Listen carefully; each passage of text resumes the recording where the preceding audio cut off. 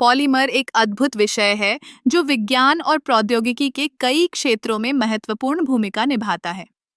जब हम पॉलीमर की बात करते हैं, तो हमें सबसे पहले समझना होगा कि ये वास्तव में क्या होते हैं। पॉलीमर मूलतः बड़े अणुओं का समूह होते हैं, जो छोटे अणुओं, जिन्हें मोनोमर कहा जाता है, के संयोजन से बनते हैं।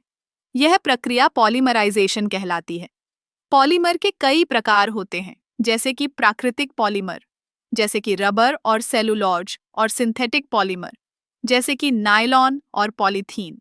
इनकी संरचना और गुणधर्म उनके उपयोग को निर्धारित करते हैं। उदाहरण के लिए, नायलॉन का उपयोग कपड़ों में होता है, जबकि पॉलीथीन का उपयोग प्लास्टिक बैग बनाने में किया जाता है। पॉलीमर के गुणों को समझने के लिए हमें उनकी संरचना पर ध्यान देना होगा।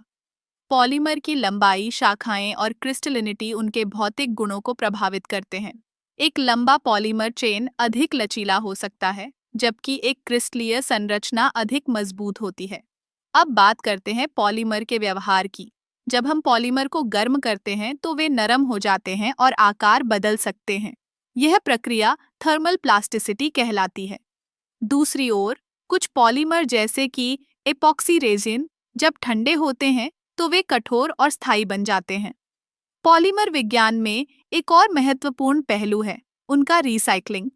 आजकल प्लास्टिक प्रदूषण एक गंभीर समस्या बन चुका है, इसलिए पॉलीमर के रिसाइक्लिंग के तरीकों पर ध्यान देना आवश्यक है। रिसाइक्लिंग से हम पुराने पॉलीमर को नए उत्पादों में बदल सकते हैं, जिससे पर्यावरण पर सकारात्मक प्रभाव पड़ता है। इसके अलावा पॉलीमर का उपयोग चिकित्सा क्षेत्र में भी हो रहा है। बायोडिग्रेडेबल पॉलीमर का विकास हो रहा है, जो शरीर में आसानी से घुल जाते हैं और सर्जरी के बाद कोई हानिकारक प्रभाव नहीं छोड़ते। पॉलीमर विज्ञान का भविष्य बहुत उज्जवल है। नए शोध और विकास के साथ हम पॉलीमर के नए अनुप्रयोगों की खोज कर रहे हैं, जो न केवल हमारे जीवन को आसान बनाएंगे, बल्कि पर्यावरण के लिए भी फायदेमंद होंगे। इस प्रकार, पॉलीमर का अध्ययन न केवल विज्ञान के लिए महत्वपूर्ण है, बल्कि यह हमारे दैनिक जीवन में भी गहराई से जुड़ा हुआ है। ये एक ऐसा क्षेत्र है जो निरंतर विकसित हो रहा है और हमें नई संभावनाओं की ओर ले जा रहा है।